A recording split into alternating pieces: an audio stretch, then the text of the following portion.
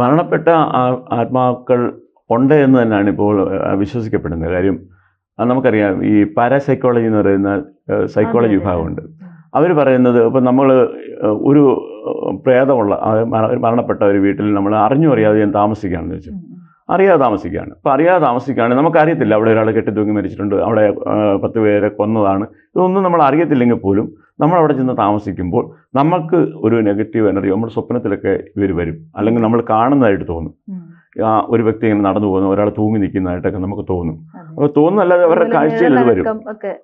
തീർച്ചയായിട്ടും അവർ കാണുന്നതായിട്ട് അവർക്ക് ഫീൽ ചെയ്യും. അപ്പോൾ അങ്ങനെ കാണുന്നതിന് ഈ ശരിക്കും ശാസ്ത്രീയപരമായി പറഞ്ഞു കഴിഞ്ഞാൽ ടൈം സ്ലിപ്പ് എന്ന് പറയുന്നത്. ടൈം സ്ലിപ്പ് എന്ന് പറയുന്നത്. അപ്പം പാരാസൈക്കോളജിയിൽ അങ്ങനെ ഉണ്ട്, ഈ ടൈം സ്ലിപ്പ് സംഭവിക്കാം. അപ്പോൾ നമ്മൾ മുൻപ് സംഭവിച്ച ഒരു കാര്യത്തെ ഇപ്പോൾ നമുക്ക് സംഭവിക്കുന്നതായിട്ട് ഫീൽ ചെയ്യുന്നതിനാണ് ഈ ടൈം സ്ലിപ്പ് എന്ന് പറയുന്നത്.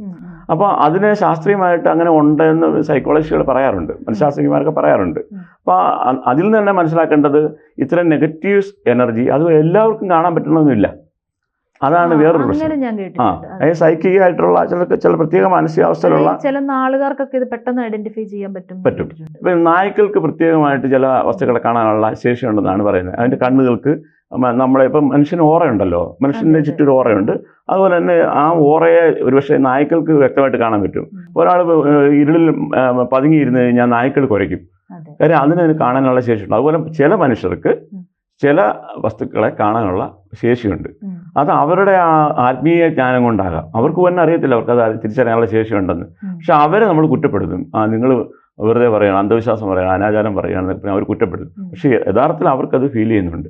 അപ്പോൾ അങ്ങനെ ഇല്ല എന്ന് നമുക്ക് ബാധിക്കാൻ പറ്റത്തില്ല. അപ്പോൾ അങ്ങനെയുള്ള ഭൂമിയിൽ നമ്മൾ ഗ്രഹം നിർമ്മിച്ച് താമസിക്കുമ്പോൾ, അല്ലെങ്കിൽ നമ്മൾ പോയി താമസിക്കുമ്പോൾ അതിനുള്ള പരിഹാര ക്രിയകളും കാര്യങ്ങളും ആ പിതൃക്കളെ ആവാഹിക്കുക, മറ്റ് ചടങ്ങുകളൊക്കെ ചെയ്ത് അവിടുന്ന് ആ നെഗറ്റീവ് എനർജിയെ നീക്കം ചെയ്തതിന് ശേഷം അവിടെ താമസിക്കുന്നതാണ് യുക്തി. ജ്യോതിഷമോ വാസ്തുവോ പൂജയോ നിങ്ങൾക്ക് ആവശ്യമുണ്ടോ?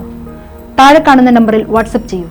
നിങ്ങൾ ചെയ്യേണ്ടത് ഇത്രമാത്രം: താഴെ കാണുന്ന നമ്പർ നിങ്ങളുടെ മൊബൈലിൽ സേവ് ചെയ്യൂ. അതിനുശേഷം ഞങ്ങളുടെ നമ്പറിലേക്ക് വാട്സപ്പിലേക്ക് ഹായ് അയക്കൂ. ജ്യോതിഷ സംബന്ധമായ എല്ലാ ആവശ്യങ്ങൾക്കും ABC മലയാളം നിങ്ങളോടൊപ്പമുണ്ട്. സമ്പൂർണ്ണ ജാതകം, സാധാരണ ജാതകമല്ല, സമ്പൂർണ്ണ ജാതകം. 75 പേജുകളടങ്ങിയ സമ്പൂർണ്ണ ജാതകം 250 രൂപയ്ക്ക് നിങ്ങളുടെ കൈകളിലേക്ക്. അതിനായി നിങ്ങൾ ചെയ്യേണ്ടത് ഇത്രമാത്രം: താഴെ കാണുന്ന നമ്പറിൽ ബന്ധപ്പെടുക. ജ്യോതിഷവുമായി ബന്ധപ്പെട്ട എല്ലാ വിശേഷങ്ങളും നിങ്ങളിലേക്കെത്താൻ ABC ജ്യോതിഷം സബ്സ്ക്രൈബ് ചെയ്യുക.